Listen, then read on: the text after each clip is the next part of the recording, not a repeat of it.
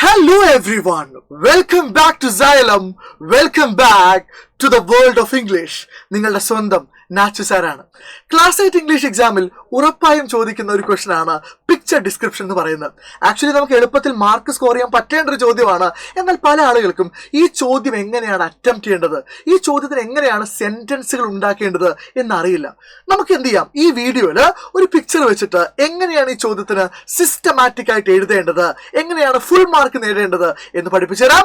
ഉറപ്പായിട്ടും നിങ്ങൾക്ക് ഈ വീഡിയോ ഇഷ്ടപ്പെടുവാണെങ്കിൽ ഒന്ന് ലൈക്ക് ചെയ്യാനും നിങ്ങളുടെ ഫീഡ്ബാക്സ്, അഭിപ്രായങ്ങൾ ഒന്ന് കമന്റ് ബോക്സിൽ അറിയിക്കാനും മറന്നു പോകരുത്. നിങ്ങളുടെ ഫീഡ്ബാക്സ് ഞാൻ പ്രതീക്ഷിക്കുന്നുണ്ട്. So let's get started ladies and gentleman. ഇതാണ് നമ്മുടെ ചോദ്യം. Prepare a paragraph describing the picture given below in the light of your reading of the chapter Village of the Watermills.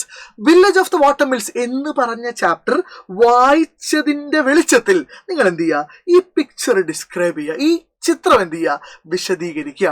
അപ്പൊ പിക്ചർ ഡിസ്ക്രിപ്ഷൻ നമ്മൾ heading ഒന്നും കൊടുക്കണമെന്നില്ല. നമ്മൾ ഈ പിക്ചറിൽ നമുക്ക് കാണാൻ പറ്റുന്ന കാര്യങ്ങൾ എന്തൊക്കെയാണ്, നമുക്ക് അതിൽ നിന്ന് ഇന്റർപ്രറ്റ് ചെയ്യാൻ പറ്റുന്ന, വ്യാഖ്യാനിക്കാൻ പറ്റുന്ന കാര്യങ്ങൾ എന്താണ് എന്ന് എഴുതാം. ഒന്നുമില്ല, ഞാൻ സിമ്പിൾ ആയിട്ട് പറഞ്ഞുതരാം. നമ്മൾ ഈ പിക്ചർ ഒന്ന് ഡിസ്ക്രൈബ് ചെയ്യാൻ വേണ്ടി പോവാണ്.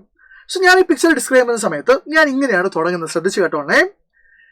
ദ പിക്ചർ ഷോസ്, അങ്ങനെയല്ലേ തുടങ്ങേണ്ടത്. ദ പിക്ചർ ഷോസ്, ഈ ചിത്രം കാണിക്കുന്നത്, ഏത് ചിത്രമായാലും നമുക്ക് ഇങ്ങനെ തുടങ്ങാം. ദ പിക്ചർ ഷോസ് എന്താ കാണിക്കുന്നത്, നിങ്ങൾ സൂക്ഷിച്ചു നോക്കിയേ. ഒരു പ്രായമായ മനുഷ്യൻ, ഓൾഡ് മാൻ, ഒരു ചെറുപ്പക്കാരനായ മനുഷ്യനോട് സംസാരിക്കുന്നുണ്ട്. ആണല്ലോ. എവിടെ വെച്ചാ സംസാരിക്കുന്നത്? റിവറിന്റെ അരികിൽ വെച്ചാണ് സംസാരിക്കുന്നത്. ആൻഡ് എവിടെയാണെന്ന് നമുക്കറിയാം. എവിടെയാണ്? വില്ലേജ് ഓഫ് ദ വാട്ടർമിൽസിലാണ്. അപ്പൊ തന്നെ എഴുതുക, the picture shows a young man talking to, ആരോട്? Talking to an old man. Young man talking to an old man. എവിടെന്നാ സംസാരിക്കുന്നത്? റിവറിന്റെ അടുത്തുനിന്നാ സംസാരിക്കുന്നത്. നിയർ ദ റിവർ എന്ന് പറയാം. പക്ഷെ അതിലും നല്ലത് എന്താണ്? By the river. എവിടെയാണ് ഈ റിവർ ഉള്ളത്? In the village of the watermills. So ഒന്നാമത്തെ സെന്റൻസ് ആയി. ഓക്കെ. സോ നമ്മൾ ഒന്നും ചെയ്തിട്ടില്ല. ഈ പിക്ചർ നോക്കിയിട്ട് നമ്മൾ പറയാണ് എന്ത്? The picture shows a young man talking to an old man. കുഴപ്പമൊന്നുമില്ലല്ലോ. ഇല്ല. ബൈ ദ റിവർ, റിവറിനരികത്താണ് അവർ ഇരിക്കുന്നത്. In the village of the watermills. എവിടെയാണ്? വില്ലേജ് ഓഫ് ദ വാട്ടർമിൽസിനാണ്. ഒരു പ്രശ്നവുമില്ല. ഇനി നമ്മൾ ഒരാളിൽ ഫോക്കസ് ചെയ്യണം. നമുക്ക് എല്ലാം പറയണം. ആദ്യം നമ്മൾ ഓൾഡ് മാനിൽ ഫോക്കസ് ചെയ്യണം. ഓൾഡ് മാൻ എന്താ ധരിച്ചിട്ടുള്ളത്? ഓൾഡ് മാൻ ഒരു തൊപ്പി ധരിച്ചിട്ടുണ്ട്. നമുക്കറിയാം, ടെക്സ്റ്റ് ബുക്ക് വായിച്ചവർക്കറിയാം, അതൊരു വൈക്കോൽ തൊപ്പിയാണ്. സ്ട്രോ ഹാറ്റ് ആണ്, ഇല്ലെങ്കിൽ ഹാറ്റ് എന്ന് എഴുതുക. ദെൻ സിമ്പിൾ ക്ലോത്ത് ആണ് ധരിച്ചിട്ടുള്ളത്. അപ്പൊ എഴുതാലോ, നമുക്ക് കാണുന്ന കാര്യം എഴുതാലോ. ദ ഓൾഡ് മാൻ ധരിച്ചിട്ടുണ്ട്. നമ്മൾ സിമ്പിൾ പ്രസന്റ് പറഞ്ഞാൽ മതി. Wears. The old man wears എന്താണ്? ഒരു വൈക്കോൽ തൊപ്പി. A straw hat. ആൻഡ് അദ്ദേഹത്തിന്റെ ഡ്രസ്സ് സിമ്പിൾ ഡ്രസ്സാണ്, സിമ്പിൾ ക്ലോത്ത്സ് ആണെന്ന് ടെക്സ്റ്റ് ബുക്ക് വായിച്ചാൽ നമുക്കറിയാം. ഇനി നോക്കിയാലും നമുക്ക് മനസ്സിലാവും. And simple clothes. ഓക്കെ ആണല്ലോ, ബുദ്ധിമുട്ടൊന്നുമില്ലല്ലോ. ഇല്ല. അപ്പൊ അത്ര എഴുതി. ഇനി വേണമെങ്കിൽ നമുക്ക് എന്ത് എഴുതാം? അദ്ദേഹത്തെ കാണാൻ നമുക്ക് ചിത്രം വളരെ വ്യക്തമായിട്ട് നോക്കിയാൽ മനസ്സിലാവും, അല്ലെങ്കിൽ ടെക്സ്റ്റ് ബുക്ക് വായിച്ചാൽ നമുക്ക് മനസ്സിലാവും. അദ്ദേഹം വളരെ കാമായിട്ടും വൈസായിട്ടും, അല്ലെ, ഭയങ്കര കാമാണ് അദ്ദേഹം, വിവേകശാലിയായിട്ടൊക്കെ നമുക്ക് തോന്നുന്നുണ്ട്. വേണമെങ്കിൽ എഴുതാം. ഇത് എല്ലാവർക്കും എഴുതാൻ പറ്റുന്ന നിർബന്ധമില്ല. എന്നാലും ഞാൻ എഴുതുവാണ്. ഹി ലുക്സ്, അല്ലെ, അദ്ദേഹം കാണപ്പെടുന്നു. ലുക്ക് ഇടുന്ന് എഴുതരുത്, കാരണം നമ്മൾ പിക്ചർ ഡിസ്ക്രൈബ് ചെയ്തുകൊണ്ടിരിക്കുകയാണ്. സിമ്പിൾ പ്രസന്റിൽ എഴുതാൻ പാടുള്ളൂ. He looks calm and wise. He looks calm and wise. അതും എഴുതി. അപ്പൊ നമ്മൾ അദ്ദേഹത്തെ കുറിച്ചുള്ള ഏകദേശം കാര്യം എഴുതി. വേണമെങ്കിൽ ഡ്രസ്സിന്റെ കളറൊക്കെ എഴുതാം. നമ്മൾ ഇനി അടുത്ത ആളിലേക്ക് വരികയാണ്. യങ് മാൻ എന്താ ചെയ്തുകൊണ്ടിരിക്കുന്നത്? The young man is listening carefully. ശരിയല്ലേ? ഇദ്ദേഹം പറയുന്നത് വളരെ ശ്രദ്ധയോടുകൂടെ കേട്ടുകൊണ്ടിരിക്കുകയാണ്. അദ്ദേഹത്തിന്റെ ഡ്രസ്സ് വേണമെങ്കിൽ നമുക്ക് മോഡേൺ ഡ്രസ്സാണെന്ന് പറയാം, അല്ലെ? അപ്പൊ നമ്മളങ്ങ് എഴുതുവാണ്. എങ്ങനെയാ എഴുതുന്നത്? നമ്മൾ ഇങ്ങനെ സെന്റൻസുകൾ ഉണ്ടാക്കുക. The young man is listening. കേട്ടുകൊണ്ടിരിക്കുകയാണ്, അല്ലെ?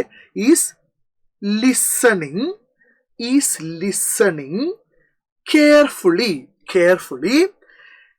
And he wears modern clothes. Modern clothes ആണ് ധരിച്ചിട്ടുള്ളത് പറയാം. അപ്പൊ ഒരു കമ്പാരിസൺ ആയി. ഒരാൾ സിമ്പിൾ ക്ലോത്ത്സ് ആണ്, സ്ട്രോ ഹാറ്റ് ആണ്, മറ്റേ ആൾ മോഡേൺ ക്ലോത്ത് ആണ്. പിന്നെ നമുക്ക് ശ്രദ്ധിക്കുമ്പോൾ മനസ്സിലാവും, ഈ യങ് മാന്റെ പിറകിൽ എന്തുണ്ട്? ഒരു ബാഗ് ഉണ്ട്. അപ്പൊ നമുക്ക് അതും കൂടെ വേണമെങ്കിൽ പറയാം, നമ്മൾ കാണുന്ന കാര്യമല്ലേ. He carries A bag, he carries A bag on his bag, അല്ലെങ്കിൽ ഹി ക്യാരീസ് എ ബാഗ്. ഇത്രയും പറയുന്നു. ഇത്രയൊക്കെ നമുക്ക് ഒറ്റ നോട്ടത്തിൽ എന്ത് ചെയ്യുന്ന മനസ്സിലാവുന്ന, നോക്കിയാൽ മനസ്സിലാവുന്ന കാര്യങ്ങളാണ്. ഓക്കെ ആണല്ലോ. ഇനി നമ്മൾ ഈ ചിത്രത്തിലൂടെ ഒന്നുകൂടെ സൂക്ഷിച്ച് നോക്കാൻ വേണ്ടി പോവാണ്. നമ്മൾ അവരുടെ കാര്യമൊക്കെ പറഞ്ഞു, അവർ ധരിക്കുന്ന കാര്യമൊക്കെ പറഞ്ഞു. ഇനി അവരുടെ പിറകിലേക്ക് നോക്കിയേ. അവരുടെ പിറകിലേക്ക് നോക്കുന്ന സമയത്ത് അവിടെ ഒരു പുഴ, റിവർ എന്ത് ചെയ്യുന്നുണ്ട്, വളരെ ശാന്തമായിട്ട് ഒഴുകുന്നുണ്ട്. ഇവിടെ ഇതെന്താ നമുക്കറിയാം, ടെക്സ്റ്റ് ബുക്ക് വായിച്ച് നമുക്കറിയാം, വാട്ടർ മിൽസ് എന്ത് റൺ ചെയ്തുകൊണ്ടിരിക്കുന്നുണ്ട്, പ്രവർത്തിച്ചുകൊണ്ടിരിക്കുന്നുണ്ട്. അപ്പൊ നമ്മൾ അങ്ങനെ എഴുതിയാൽ മതി. അവരുടെ പിറകിൽ എങ്ങനെ എഴുതുക, ബിഹൈൻഡ് ദം. നമ്മൾ നോക്കുക, എന്നിട്ട് മലയാളത്തിൽ പറയാ, അത് ഇംഗ്ലീഷിലേക്ക് ട്രാൻസ്ലേറ്റ് ചെയ്യുക. Behind them a river is flowing and പിന്നെന്താണ്, വാട്ടർ മിൽസ് എന്ത് ചെയ്യുന്നുണ്ട്, വാട്ടർ മിൽസ് ആർ വർക്കിംഗ് എന്നോ റണ്ണിങ് എന്നോ എന്ത് വേണമെങ്കിലും എഴുതാം. വാട്ടർ മിൽസ് ആർ റണ്ണിങ് അല്ലെങ്കിൽ water mills are working. Okay, ഇനി നമ്മൾ ഒന്നുകൂടെ പുറകോട്ട് നോക്കിയാൽ മനസ്സിലാവും, ഇവിടെ കുറെ എന്താ പറയാ, ഗ്രീൻ പ്ലാന്റ്സും ഫ്ലവേഴ്സും ഒക്കെ ഉണ്ട്. എവിടെയാണ്, ഈ റിവറിന്റെ തീരത്ത്, റിവർ ബാങ്കിൽ എന്തുണ്ട്, ഗ്രീൻ പ്ലാന്റ്സും ഫ്ലവേഴ്സും ഉണ്ട് അല്ലെ. അപ്പൊ നമ്മളത് എഴുതുക, there are എങ്ങനെ എഴുതുക, there are green plants, there are green plants and beautiful flowers. നിങ്ങൾക്ക് വേണമെങ്കിൽ ബൈ ദ റിവർ ബാങ്ക് എന്ന് എഴുതാം, അല്ലെങ്കിൽ എലോങ് ദ റിവർ എന്ന് എഴുതാം. ഓക്കെ, സോ ഞാൻ എഴുതുവാണ് by the river bank. Okay, by the river bank. ആ റിവറിന്റെ തീരത്ത് എന്തുണ്ട്, കുറെ ബ്യൂട്ടിഫുൾ ഫ്ലവേഴ്സും ഗ്രീൻ പ്ലാന്റ്സും ഒക്കെ ഉണ്ട്. ഓക്കെ ആണല്ലോ. ഇത്രയൊക്കെ മതി. ഇനി വേണമെങ്കിൽ നമുക്ക് എന്ത് ചെയ്യാം, കുറച്ച് കാര്യങ്ങളിലൂടെ എഴുതാം. നമുക്കിനി ഈ ചാപ്റ്റർ വായിച്ച ഒരു ഓർമ്മയിൽ നമുക്ക് ജനറൽ ആയിട്ടുള്ള കുറച്ച് കാര്യങ്ങൾ എഴുതാം. ഇത് വില്ലേജ് ആണെന്ന് നമുക്ക് മനസ്സിലായല്ലോ. അപ്പൊ നമുക്ക് വേണമെങ്കിൽ പറയാം എങ്ങനെ, the village.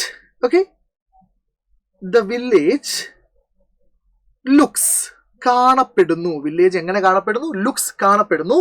The village looks calm and peaceful. ശരിയല്ലേ, വില്ലേജ് വളരെ കാമാണ്, പിന്നെന്താണ്, സമാധാനപരമാണ്, പീസ്ഫുൾ ആണ്. ആൻഡ് നമ്മളോട് പറഞ്ഞിട്ടുണ്ട് ഈ ചാപ്റ്റർ വായിച്ചതിന്റെ വെളിച്ചത്തിൽ. അപ്പൊ നമുക്ക് വേണമെങ്കിൽ എന്ത് പറയാം, ദിസ് ഷോസ് എന്താണ് കാണിക്കുന്നത്, ദിസ് ഷോസ് ദ വില്ലേജേഴ്സ്. ഞാൻ അപ്പുറത്തെ പേജിൽ എഴുതിക്കോട്ടെ, ദിസ് ഷോസ് ദ വില്ലേജേഴ്സ്